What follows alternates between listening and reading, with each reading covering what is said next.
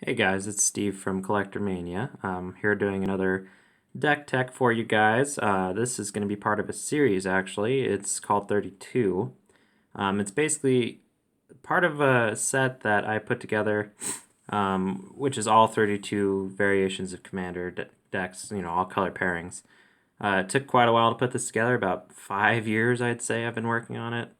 A big part of that is just keeping pretty much all the cards that I get, and then trying, there's some budget cuts in some of the decks as you'll see later on, but most of them are actually pretty well tuned and they work very well. But in the interest of not making this like 20 minutes long, let's get into it here. So yes, obviously the commander is Sram. He's pretty good. Adding card draw to white like this is just crazy. I've been having a lot of fun with this guy, and here, let's go. So first we got a Walking Atlas. Mana ramp, white, it's always kind of been an issue, but this guy helps a lot, especially with, decks that don't have access to green. So yeah, perfect example. Stonehaven Outfitter. The card draw, once again, great. Plus, giving Sram a little bit of boost and all my other guys a little bit of boost because there are a lot of equipments in this deck, so he's a key card. Knight of the White Orchid, we just talked about mana ramp. This guy's great, mono white. Auriok Steel Shaper. I haven't really got to play this card a whole lot. Like, the time that I saw it, it got killed right away. But, that happens usually with really good cards. Making the equip cost a lot cheaper is great. Stoneforge Mystic, I've had a lot of play with this, being one of the best cards for equipment-based builds is, pretty well known. And yeah, what more can I say about Stoneforge Mystic that no one already, or everybody already knows? Leon and Chikari. I love equipping at instant speed. It's great. Yeah. This is kind of a newer edition. I pulled this in a pack the other day. I'm going to see how it works. I do like Revolt. Revolt is a cool mechanic. Plus double strike, with any of these equipments is great. Good old Kimba. This used to be the commander, actually, which, that's probably a lot of people's Sram decks. They just kind of shifted to the card draw guy because it's a great engine. But Kimba's still great in the deck. Brimaz, another great mono white commander in my opinion. Just in this build, he's more of just a beater. Making those cat tokens is great, of course. Armory Automaton. Haven't really tried this guy out yet, but I'm sure he's going to be great as soon as I get him out there and he's swinging and grabbing all those equipment. Brass Squire, once again, equipping at instant speed is great. Selfless Squire, this guy or girl has helped me out quite a few times, especially when somebody's playing mono green or big green stompy decks. Just being able to prevent all that damage and make one giant creature. Auriok Wind Waker, another way to equip equipments, whenever I want, really. Tajnar Swordsmith, this is kind of the budget kind of search guy. He works pretty well. You gotta have a lot of mana to use him, and we'll kind of get to the ways that I get a little bit more mana later on here, but he does fine. Giving your artifacts pretty much Shroud, and, works great. Core Cartographer, this is kind of like a really bad Solemn Simulacrum, but as we just talked about, 32 decks, I have to kind of cut somewhere, so that's my kind of cut there. Stone Hero Giant, this guy is insane. I really like just being able to hold up threats. I swing at somebody and they don't know if they should block or not. He works really well with quite a few of the equipment in the deck. Herald of the Host, this is more of just a way to spread out damage. I love these myriad cards. Each and every one of them is great, especially the red one. I like the red one, the haste, it has haste, but just works great. But this one, having flying and vigilance, works perfect too. Wingmate Rock, just another way to make tokens. He's kind of interesting in the deck. I don't know, it might come out eventually. There's some other things that I could definitely put in here, and there's other decks that I could definitely put this in, but he's a good spot filler for now. Kind of the same with Linvala, just kind of here to make tokens if I need it, and she's a flyer and gains you some life. Sun Titan, invaluable, really. Being able to get back equipment that got killed, or even if you're, going kind of a little loopy with your Sram and you just put him in the graveyard or whatever, and you just get him back really easy, which, I've done before, but yeah, Sun Titan. Angel of Serenity, this is great for removal, also great for recursion, like being able to grab all your creatures from your graveyard. It's great. Lumen Primordial, just some more removal. You'll see that there's not too many instants and sorceries in the deck, so having a creature that comes down and takes care of some threats is good too.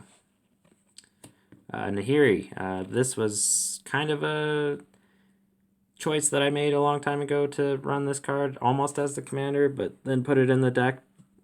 I do like the commanders or the planeswalkers as commanders sometimes, and they work really well, but she just seemed to work better in the deck. Once again, go back to that mana ramp thing. Well, this isn't really mana ramp, but this is like being able to grab some lands from your deck when you're short, which definitely happens, because I think there's only like 36 in the deck, but runs pretty good. Mind Stone, some mana ramp, and card draw. Tooth of Ramos, really good card. I like these cards a lot. Being able to sacrifice if you just need that one extra mana is great. Hedron Archive. I really like this card. I pretty much put it in every build that I can. It just being early game ramp and then late game card draw is great. Extra Planar Lens. This is a way to double all your white mana. One of these days I'm going to try and grab some snow-covered plains for this deck. That's what I usually do with this, when I include this card. I just haven't had the funds quite yet to do that, but great card. Mask of Memory, another way to draw cards. I like drawing cards. Sword of the Animus, more mana ramp, really good equipment. I put it in pretty much every deck that I think I need some ramp in that doesn't run green, of course. Godsend, great kind of like instant speed equip kind of trick. Exiling some stuff that they didn't think they were going to have to works great. Looks good on Warhammer, way to gain life, way to give something trample, like we talked about with that Selfless Squire. Sometimes making him huge and then equipping this on him is just, a game winner. Scytheclaw, this card came out of one of the Commander products, and there's another card, I can't remember the name of it right now, that costs 3 that kind of does the same thing, but it's not a living weapon, and sometimes that matters. Being able to actually have this come out and become a creature is great. Whisper Silk Cloak, kind of just ran out of boots, to be honest, but the unblockable is kind of like a nice little caveat with this, being able to swing and not be blocked. Sword of Vengeance, Vigilance, Trample, and Haste, great. First Strike, too, +2/+0. This card's kind of fun. Being able to kind of pseudo board wipe, one of your opponents is great. Forcing something to block and then just dealing all the damage to it is great. Sword of Light and Shadow. I mainly put this one in here because I had it lying around and it's good recursion. I think for the deck, honestly, I would probably run a different sword if I had the option, probably like Fire and Ice or even Feast and Famine. But this actually works really well. Silver Spear, sorry. Great target, for Stone Healer. All of a sudden, well, actually, no, Stone Healer won't work. Great target for pretty much any of the other equipment finders. Being able to make 4/4 flying tokens is great. The Armor, yeah, another great card. Being able to destroy permanents. Okay, now we get to kind of the fun part of the deck. There's a lot of vehicles in here. Smuggler's Copter, we've talked about this card before. It's great. Being able to loot, card draw once again, I really, really like. Plus, it's a 3/3 flyer. Cultivator Caravan. Great, mana ramp, also 5/5 late game. Pretty cool. I like this card a lot. Being able to untap things sometimes, especially some of those instant speed equippers, is great. This guy's really good for any kind of vehicle strategy. Being able to turn them into creatures on their own without having to, crew them is great. Aethersphere Harvester. At one point, there was a little bit of a life gain theme in this deck. I kind of took most of that out just because, you know, fitting all the equipment in kind of got a little tricky at one point. But this guy still, I mean, he's good. It's a flyer. It does things that you want to do.